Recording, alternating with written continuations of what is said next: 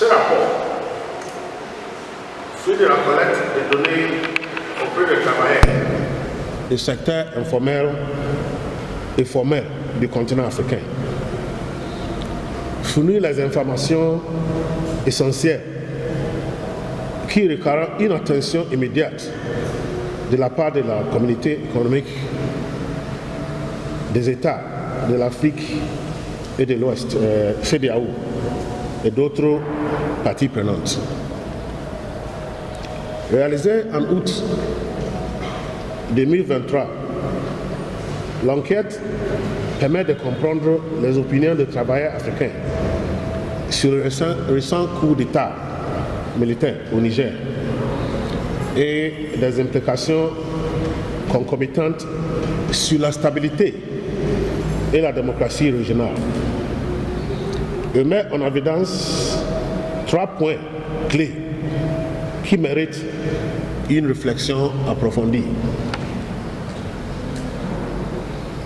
Premièrement, le recours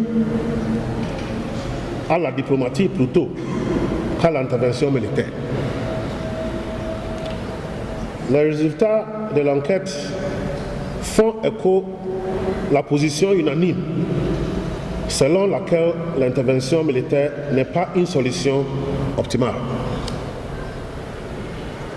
Les résultats de l'enquête plaident plutôt en faveur d'une approche diplomatique.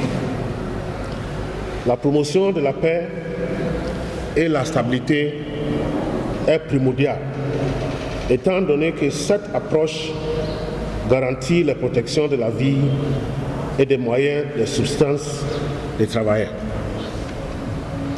Deuxièmement, l'atténuation des risques de débordement.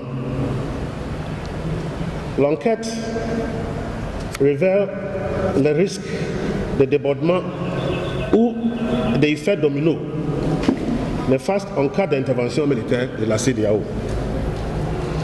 Les contre-menaces ouvertes du Mali et du Burkina Faso aux voisins soulignent la nécessité d'une approche prudente et équilibrée dans la résolution des conflits.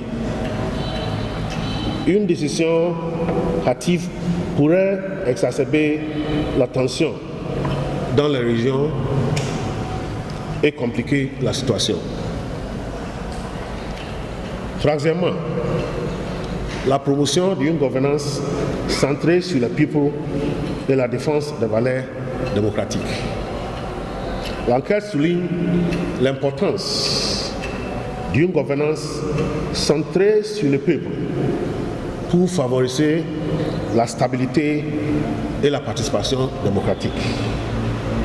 Le respect de l'intégrité constitutionnelle et des principes démocratiques est essentiel pour renforcer la confiance des citoyens. L'enseignement tiré de l'enquête ouvre la voie à une feuille de route de recommandations concrètes. Premièrement, l'engagement diplomatique.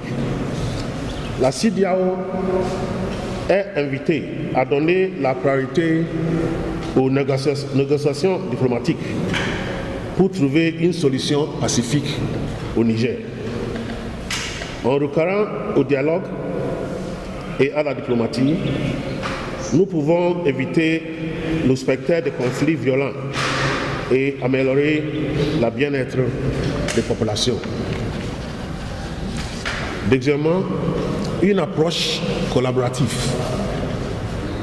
une approche intégrée en collaboration avec les partenaires comme l'Union